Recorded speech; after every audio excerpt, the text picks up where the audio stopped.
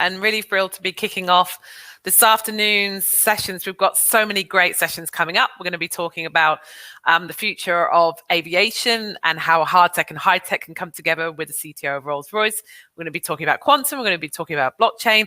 But first, we are kicking off with an amazing speaker and an amazing session talking about the future of data center technology, which of course is key to everything and all the technologies that we're talking about today.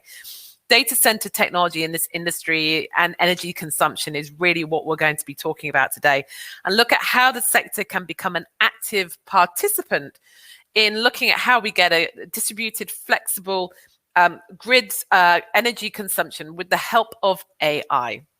And we have an amazing speaker to join us today, Sims Witherspoon, who I'm hoping is there and is joining me virtually. Hi, Sims.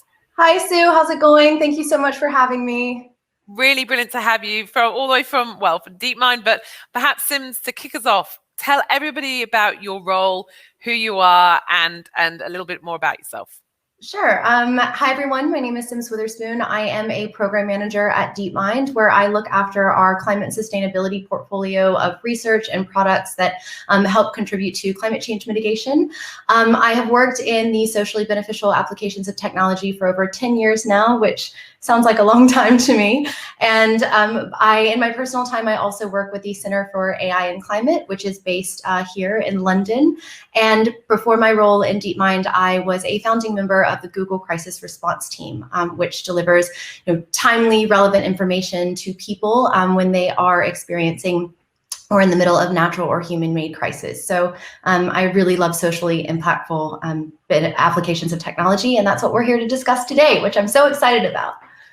As am I, and thank you for being with us. Really brilliant to have you here, Sims. So thank you so much. Oh. And this is really an interesting conversation because we're kind of both looking at this from different sides of such an important issue, right? I'm looking at at techUK about the opportunities that different technologies can provide, particularly as we, move forward to Industry 4.0. But the opportunity here to talk about what, AI means for the data center industry and community is really, it's going to be fascinating. I'm really excited we're having this conversation because this industry and sector are using AI as well as obviously other tools. And it's really important as we talk about this issue that, we look at how we get this right? How do we make sure our systems are efficient? And critically, how we make sure that we're getting this right from an industry point of view, and then it helps customers, right? All across different industries and sectors. So how we're optimizing energy efficiency, how we're getting this right from using AI. And I think, I can come at it from a kind of looking at the broader opportunity, but you really are at the coalface in terms of what this means to the data center industry. So really thrilled to have you with us. So perhaps to kick us off, can you tell me a little bit more about the product itself and what it does? Yeah, absolutely. So essentially what we built was a reinforcement learning system to optimize for the energy efficiency for the cooling of data centers. And to break that down a little bit, a reinforcement learning system is essentially just an AI system that learns from the state of the system, learns what its reward or goal is, and then optimizes towards that goal by manipulations or actions it takes understand within that environment. And the actions that it's free to take are what we often refer to as our action space. So what we built, which was a reinforcement learning system, was essentially we took in data, so that's kind of where we understood the state of the data center from sensors all around the data center every 5 minutes. So we took a snapshot of the environment effectively every 5 minutes. We then had that data cleaned and fed into our reinforcement learning system, which was a system with the goal of optimizing the energy efficiency for cooling the data center. So it understood that that's the reward that it was optimizing towards, as well as certain safety constraints on how to keep the system safe and operating effectively. You can think about certain temperature, pressure controls that we needed to keep in order to continue to effectively run the system.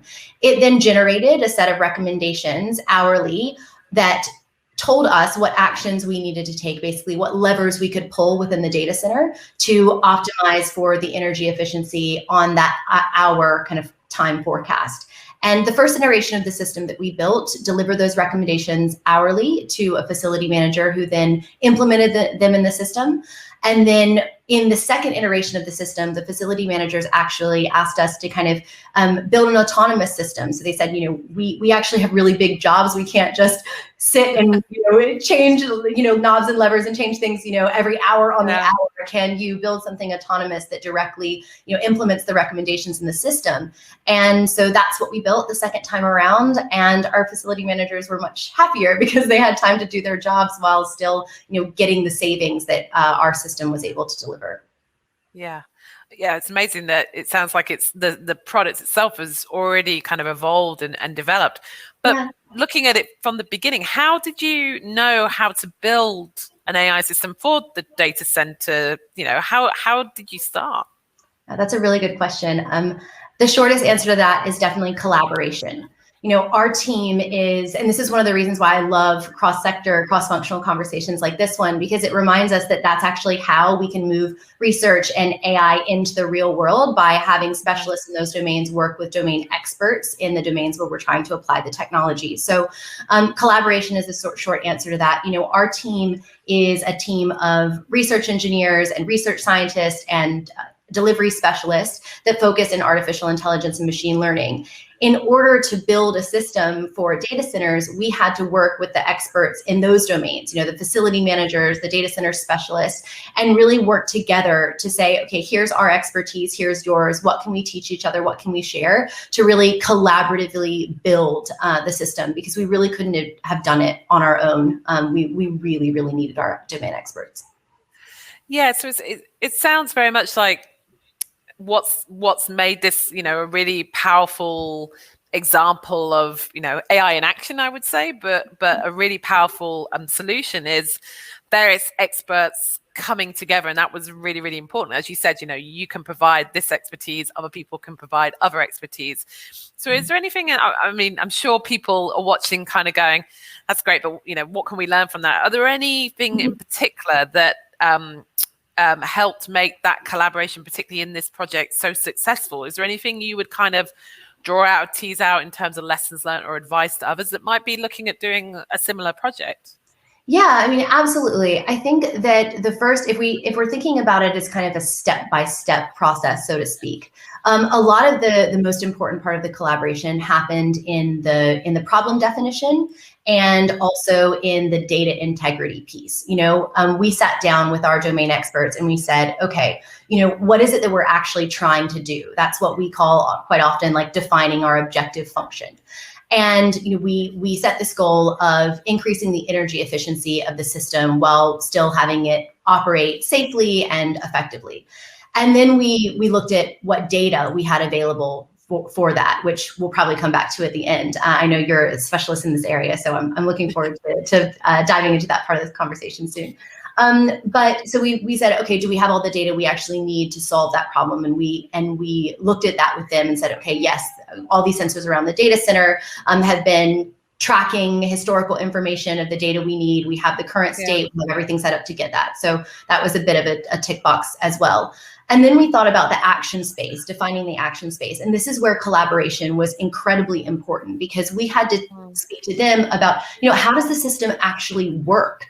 How do these components work together? How do they work independently? Things that I'm not a mechanical engineer, I would have no idea. What's the ramp time for a chiller? How quickly can we turn it off without breaking it? Can it work with this other, this other piece of equipment, and et cetera? And so they really helped us define what are the levers that we can pull, and then what are the ones that we should. So then moving on from that, I mean, it's just, there's so many layers, and the collaboration is really key through all of them. We started looking at the safety of the system, right? For us, this is really always where we spend some of our deepest conversations, and quite frankly, the most time, is talking about how do we make sure that any AI system, any piece of technology that we're putting out into the real world is safe. And so we spoke a lot with the domain experts about that, not just about keeping the individual pieces of equipment safe, but making sure the facility in itself was safe, making sure the facility, just all of it. And we also implemented additional safety mechanisms when we moved, like I mentioned, from that kind of hourly recommendations to a more autonomous system. We had to speak with them again to build in additional safety mechanisms there. So that's a really big part of the conversation. And then I would say, looking at the data as well, going through all of that together. So, I mean, it really is, you can kind of see how it was important to go through every step of the problem definition with our partners, from defining the objective function to determining the action space to how to keep the system safe, to actually building the system. So all of it. Yeah, I think, it's really powerful because they themselves, the people working, say, in the data center industry, or we say, at the coalface quite a lot, but, day to day, they're the ones that know how the system runs. They're the ones that know, especially what you can do, what you can't do, and what you need for that system to continue to operate, particularly in such a critical, data center industry is obviously critical to, everything we're doing in terms of technology. Having that collaboration, having that day-to-day interaction is really important. But I think for me, if I look at kind of what's important in terms of collaboration and what we're seeing, to me, and I think you would agree with me, Sims, it starts with that defining the objective. It starts with that defining what's the issue, what's the problem, or what's the goal we're trying to achieve, and getting everybody kind of on the same page. I think we've done some work at techUK around particularly AI and, some sprint activities and sprint events where we've brought together, AI leaders from industry with, construction industry or the railway industry or the water industry or energy industry to kind of, I have a problem. How could, and it may be that AI can't help, but how could AI help address that problem and then work it through together? And to me, that's the kind of, it's really powerful. And I don't know if you would agree that it's kind of that you have the technology itself is one part, the process is the other, but then it's bringing people that can bring it to life. So you need all three, right, to make these things a success. Yeah, absolutely. I couldn't agree more. And something that you said also made me think of a incredibly key ingredient, which is just trust, working with these partners and with trusting their expertise and trusting everything that each partner brings to the table is just so key to any successful collaboration. And I would say, communicating during that whole process really builds that trust. I know we were speaking previously, and so I think it's a fun example to bring in about the example of the facility manager who had that moment where it was like, okay, how much do we trust this partnership? So maybe I'll examine this one for everyone who's listening. We had a moment where in the very first recommendation that our system delivered to our data center experts, was quite contrary, a recommendation that was contrary to how the system had been run in the past. The cooling center at the first facility that we kind of operated at had these 3 massive chillers. We're talking about chillers the size of small school buses. They are just huge. And previously they had cooled the system by, when they needed the chillers, running the first big massive school bus size chiller to max capacity, then turning on the second one as needed, running it to max capacity, then turning on the third, and so on. And one of the first recommendations that our system delivered was turn off all the chillers. And we kind of looked at the facility manager, the lead facility manager, and she looked back at us and we were like, what's she gonna do? And it was just that moment that made it so clear, how much we trusted each other and how much we trusted what we built, because she was like, all right, turn off the chillers. So we turned it off and we kind of waited that hour for the next recommendation to roll in. And then it said, okay, turn on all the chillers at the lowest capacity. And what we realized over time, to make a long story short, is that the AI had actually learned from the data that it was more energy efficient to turn on all 3 of those massive industrial sized chillers and run them at low capacity than it was to max out the first one, move to the second one, and so on and so forth. But there was definitely that moment where it delivered that piece of news that had run counter to what everyone had previously thought to be right, where it was really the trust that that facility manager had in our partnership and in what we had built together that was like, you know what, let's do it. And I think about that moment a lot, because had we not been able to build that relationship, we might not have never gotten to the learning that was, oh, wow, the AI can actually teach us something that we didn't know, even though, you know, we're working with experts in this domain who have been doing this for years and years and years. So trust, I'll also add, is such a key element. Yeah, I completely agree. Also, it's really a powerful example as well, because that person, or because that team trusted, you know, because of the collaboration that you've developed as this project, because they trusted it and they saw the use of AI really making a real difference, right? It made a real difference. It demonstrated the power of AI technologies and obviously data working together. Then do you think they're more likely to then want to do more and look at more opportunities or look at more examples, right? It helps.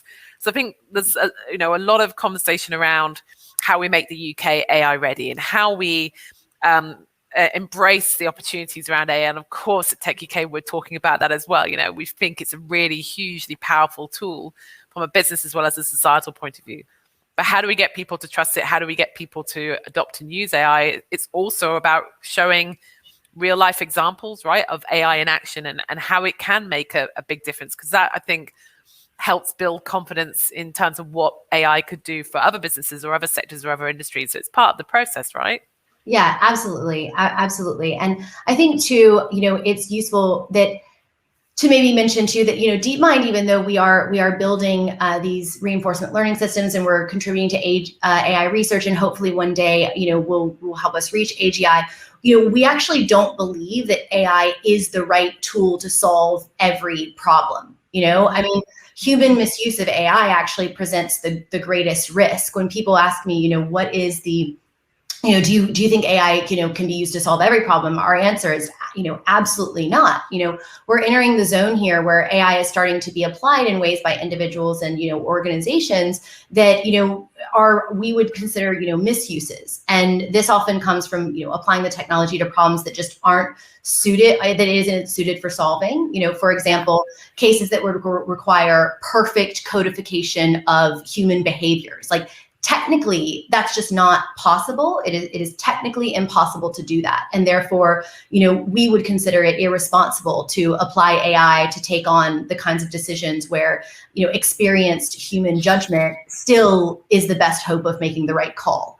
Yeah. So when we're talking about using AI as a tool, I think it's useful to say that and to say, you know, we do believe that. That's why we're really focusing on areas where we think it makes a positive impact. It is a right use. It is a tool for the human experts that are, you know, running these systems. And I think that in encouraging the idea of the positive uses of AI, not just that AI can be applied to everything, is so important to the conversation as well. Yeah. So that's fascinating. But bringing it back to data centers and sustainability, because we can go into so many different places. Sim, I know you've got such great experience and knowledge. And unfortunately, you know, we're going to run out of time, but I could talk to you forever. But bringing it back to data centers and sustainability. Yes. And collaboration and partnerships. I just wanted, because I'm sure people out there will think about, okay, well, other forums, is there a particular forum that started the collaboration, or, you know, what have you kind of seen in terms of how the communities come together on this issue? You think it's community driven, forum driven? Oh, definitely. I think that any forum that encourages cross-functional communication, I keep saying cross-functional and cross-sector because it really is just so important. I'll say that word as many times as needed. You know, no one sector is going to solve this on our own. We really need to be having those conversations, right? Yeah. And I think that to answer your question on where this started, it was from a cross-functional kind of communication or presentation. There was a mechanical engineer working at a Google data center who saw a presentation from an AI specialist that had been working at DeepMind, and actually sent an email where the title was, I hope I get this right, but it's data centers plus AI equals awesome was the title of the email. And the DeepMinder, clicked on it, was interested, read about it, and effectively that was the genesis of this project. It just moved on from there. And I think that particularly to your point around sustainability, the beauty of the sustainability it's really cross sector, but the topic is that I found that any forum is a good forum to starting the conversation as long as there's a shared goal. There are so many problems that we need to solve that are, these drivers of climate change. And within, you have energy, agriculture. I mean, you go on it. The list is really endless. So as I started, I'm like, no, I can't start there because I'll get us into another rabbit hole, and Sue will remind me we're here to talk about data centers. I think it's about narrowing down, and to your point earlier about defining your objective function. What is it that you want to work on? What is it that your experts, you can get those expert partnerships to come together. And so especially because you've had so much experience in cross-sector collaborations, what do you think? What are the best forums for starting these sorts of conversations? Where could AI folks show up and talk with domain experts? Yeah. Well, of course, I would say at techUK, right? Yeah. I mean, that's a lot of what we do is being that convener, bringing together different parts of the industry, or different parts of, there's different parts of the tech industry itself, or the digital industry itself. As we're talking about here, it's bringing AI domain expertise with data center technology expertise, and to look at, the possibilities and what can be done. But you can, in similar and other technologies that we're looking at, how can 5G and AI and IoT and edge computing work together? So it's about bringing, I think, forums where you can bring together different people that have got different perspectives, but then also forums where you can take, so from an industry point of view, but then forums where you can take that digital expertise and bring it into key sectors and key industries or markets that are looking at finding the solution, or what comes next, or what's important. So whether it's, bringing the digital industry, the AI industry together with the financial services industry, or bringing it together with the energy, the water, the utilities industries, or bringing together, the retail industry with AI and thinking about what it could do together. I think those are really powerful conversations and forums, and techUK do a lot of work with that with our other organizations across here in the UK, but other organizations do that together. I mean, look at CogX. We're bringing together so many different parts of the same solution or the same story, right? Later on, I'm talking to Paul Stein, the CTO of Rolls-Royce, and he's going to be talking about how hard tech, so, manufacturing and aviation, which is a traditional technology, traditional technology sector, and the high-tech sector need to come together to address issues around, the road to net zero. So it's really, sometimes they can come in forums, but sometimes they can come organically. I'm sure there will be conversations in person here at CogX, but also, people meeting virtually that will spark a conversation and spark. But it's where you bring the two together, which I think is really powerful. And that's something we try to do at techUK, as being that convener. But there's some great organizations and some great activities here in the UK. But again, I think it's coming around that, okay, well, what are we trying to solve? What are we trying to address? And I think we've got some real, big issues and big challenges. Climate change, yes, an aging population, issues that are common, whether it's the fight against cancer or heart disease, issues that are common that we can then coalesce around. I think that really is powerful, and that really makes a difference. Absolutely. Love that. So it's interesting you were talking about let's talk about data center industry, and absolutely right. And I spend a lot of my time as director of tech and innovation at techUK looking at kind of where the innovations are coming from, what's cutting edge, what's down the line, what's emerging transformative technologies, and what solutions are coming right in different areas. And I'd be interested from your view, do you see the data center industry or sector as a particularly good environment for fostering the development and deployment of innovative technologies and perhaps innovative, energy efficient solutions? Do you see the data center as a good place for this to kind of, foster and develop? It's a good question. It was a great place for us to start, especially because so if you think about what goes into a really strong foundation for an application of AI to a real world problem, we'd probably say it's maybe three things to be massively reductive. It's one, a data-rich environment. Two, a very clear action space, so very clear levers that we can pull to change the state of the system. And then three, a really clear rewards. And I think the beauty of the data center, of any data center, is that all of those three things are present. They've got rich data histories that have been, historically trended or saved.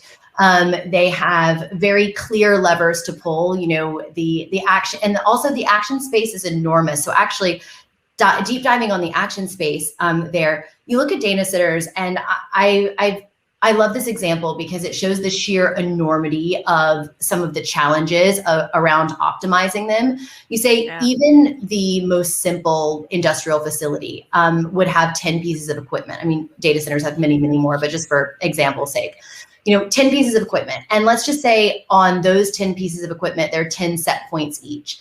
I use this 10 to the 10 example because that just shows within that action space, there are 10 to the 10 or 10 billion possible permutations for how to set up that facility. Wow. And I use this example all the time because I think it's a really clear, really mind-blowing example of just the magnitude of the challenge of optimization for a space like that. And if you then, step out of that and say, data centers are an example of an industrial facility that is becoming, ever more important, to your point at the beginning of the session, as more societies come online and the more we want to do that, industrial facilities actually use more than 50% of the world's energy, and data centers are a really good example of an industrial facility. So here you take the data center, you have the three elements that make a really good foundation for building a successful application of AI in the real world. You have a space where the optimization challenge is significant and real and tangible. And then you have, it as also a part of a global problem, which is the sheer enormity of our industrial energy use. And so for me, that has all of the elements of a great place to start problem solving, with AI. And so that's what we did. And we said, what, if we can build a system that optimizes for energy efficiency in this way, in this one use case, we can then scale it to other industrial facilities, and then we can then scale it to other places. And then maybe we'll have an impact on that 50% of the world's energy consumption that is from industrial processes and industrial facilities. So that's one of the reasons why I think data centers for us were a wonderful place to start, but also just as an example of a really great problem and objective to kind of dig into as it relates to the bigger picture as well. Yeah, no, fascinating. And sorry, Sims, I'm a bit remiss because I should have said at the beginning, clearly I've got questions for you, but I'm sure other people might have questions. So, as we're continuing to talk, please, if there is any questions that you would like to ask, drop them down in the Q&A, and I will have a look at them as we go, Sims, and obviously give people a chance to ask anything else that they may like to during our conversation. So I have a question, but it's for you. Oh, okay. Well, since you opened the floor to questions, we've been talking a lot about the different components that make these collaborations successful, and you're here today, and you have such a breadth of knowledge and experience from all your cross-sector roles, and we've touched on the importance of data, and I'm very aware that you helped drive the National Data Strategy Forum, and I even read a quote of yours that I really enjoyed, where you said that one of your goals was to help unleash the potential of data-driven technologies. So while I have you, I would really love to hear a bit about that and about the tactics you're using to do that, and I'm sure everyone else on the call would love to hear it as well. Oh, let's see. I shouldn't have opened the floor to questions, but no, it's a great question. So yeah, at techUK for many years now, we've been talking about how we help. There's so much power in data. I mean, that, I know that, right? How do we, as a UK, unlock the power of data from a kind of economic point of view in terms of driving productivity, economic growth, job creation, but also from a societal point of view. Now, how do we get public service delivery right? How do we help people in their everyday lives? And how data can be a really powerful tool if we get this right to really drive that forward. And we were really excited and thrilled to see the UK government develop a national data strategy, which they put out for consultation at the end of last year, all looking at, how you can, or how the UK can position itself and get this right for not just businesses and not just public services, but people and society and everybody in their lives, how data can be a really powerful tool, but also how you get it right, and how you get it right from a kind of societal point of view, data privacy, data governance, from an ethical point of view. Of course, there's lots of big questions there as well, but also from a, as you say, an industrial point of view, and how you, unleash the power of data. And we provided input to the National Data Strategy, which came out as a consultation, which is absolutely right. It's about having that conversation. How do we develop it? And we were really excited to see a couple of weeks ago the government publish its National Data Strategy response to the consultation and talk about the next steps that will be taken to enable us to do that. Because it's, there's not a silver bullet, is there? There's not a, tick in the box and we've done it. The way that data is going to evolve will change. We know that more and more data is being created. We know, as you know, as more than I, the data technologies, the technological solutions are always constantly evolving, also always constantly developing. The infrastructure is developing. So how do we get ourselves in a position in the UK where industry can, utilize data in a safe and secure way to develop new products and services? Issues around, you talk about data availability, data quality, really important aspect to that. How can we help government to use data to help drive, the public service delivery and services that we'll all need? How do we get the skills agenda right for our data-driven economy that we are, moving very rapidly towards, or already in, perhaps? The National Data Strategy is looking through pillars and missions to address all of this. Well, one of the things that we feel is really strong is that this has to be a continued conversation, right? This has to be a discussion and debate, because the role of data will change, because technology will change and things will move on. So we were really thrilled to see that as part of the government's response, they announced a National Data Strategy Forum created to allow this conversation to continue, right? To allow collaboration, get back to your point, to allow a conversation, to allow engagement, to talk about how do we get this right on an ongoing basis. And very honored to have been asked to co-chair that forum. So, it's going to be a place where we can continue to have this conversation as we go forward, which is really, really key. But yeah, how we unlock and unleash the power of data, I think, is really important, to not just, our recovery and rebuilding from obviously the pandemic and the COVID, but long term, how do we get this right for the UK? And yeah, really, really looking forward to getting to work. It's going to be exciting to be part of the forum. That's fantastic. Thank you so much for sharing all that. So interesting to hear about. No, absolutely. And of course, there's a lot more going on in the UK as well. There's the National Data Strategy. Yes, we're also expecting a national AI strategy that's being developed as well. And I know government's looking for input and discussion around how do we, get the next stage of the UK's AI journey, if I can say that right. So thinking about it from an AI side, sure. And you were talking about before about industrial facilities. Are there any actions that industrial facilities maybe out of the data center community can take if they're thinking about what AI means for them, or how they could prepare to use AI? Just thinking who might be watching. Are there any kind of common themes or common points that you would highlight from an AI side? Yeah, absolutely. I think it goes back to, honestly, the same steps we took in our collaboration with the data center facility managers, starting and figuring out what your objective function is, what it is you want to achieve. Now, for us, that was pretty straightforward. But if I'm thinking about giving advice to other people, it's you have to think about all of the things you want to balance, right? I could say ours was straightforward because we clearly knew we wanted to minimize the energy required for cooling the data center. But, and then we had to layer on maintaining the temperature and pressure constraints. But there are other things we could have optimized for as well, from a sustainability perspective. Maybe we wanted to look at, reducing the water usage, et cetera. So I think sometimes, even though it sounds really straightforward to say, oh, define your objective function, figure out what you want to achieve, even embedded within that there are quite often multiple objectives that people have to think about balancing, and even the order of operations there. So that's the first thing.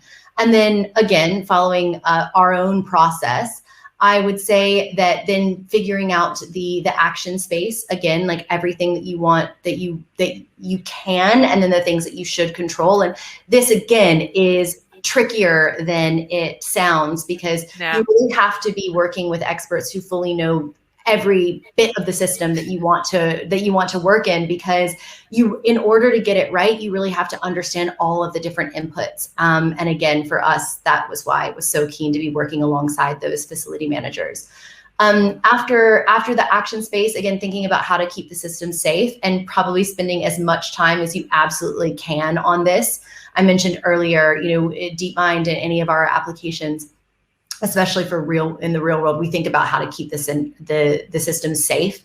And that is a majority of the conversation and an ongoing part of the conversation. And so I would say, put that in there, underscore it, highlight it. It's just, we can't stress how important it is and how important it is to us.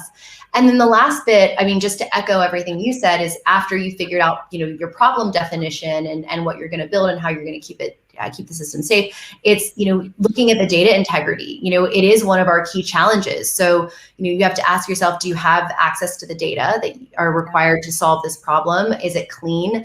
Are there ways that you can ensure variability in the data? So, the AI learns a policy that applies to many scenarios rather than just a limited set of one, because, AI learns from data.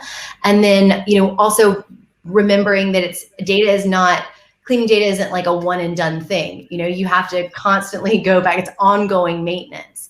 So it's not just, do you have what you need in fixing the problems, but it's also about doing it all over again and again and again and again. So it sounds like a pretty straightforward, almost checklist of sorts, but it's the same exact process that we follow. So if for anyone who's interested in using AI and in your industrial systems, that's what I would suggest, is figure out what it is that you want to achieve, how you're planning on balancing those objectives, what you can actually affect, what your action space is, how to keep the system safe, and all of the questions of, do you have the data that you need?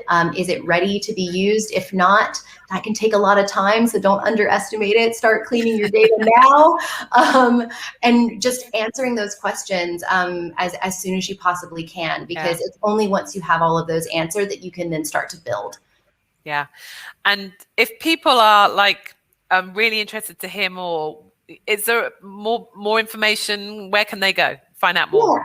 Yeah, absolutely. So we publish blog posts on our system. So there are multiple blog posts. So check out the DeepMind website. We also have some very exciting announcements coming up soon, but I can't tease those. So just stay tuned. All right. Well, unfortunately, we have completely run out of time. Oh, wow. We've used our allotted time. I know it makes me sad to say that we have to bring this to a close, Sims, but thank you so much. That was absolutely fascinating and a real insight into, what's not just what could we do, but what's possible and what's happening right now. So in the data center industry. So thank you so much for sharing with us today and for being with us and part of CogX and techUK's stage at CogX. Sims, you were amazing. Thank you so much. Thank you so much for the dialogue, Sue. It was such a pleasure to speak with you and to converse. No, I hope so. I hope we can meet in person very, very soon as well. But Sims, thank you so much. And I hope you all enjoyed that as well. Fascinating conversation that could have gone on much longer.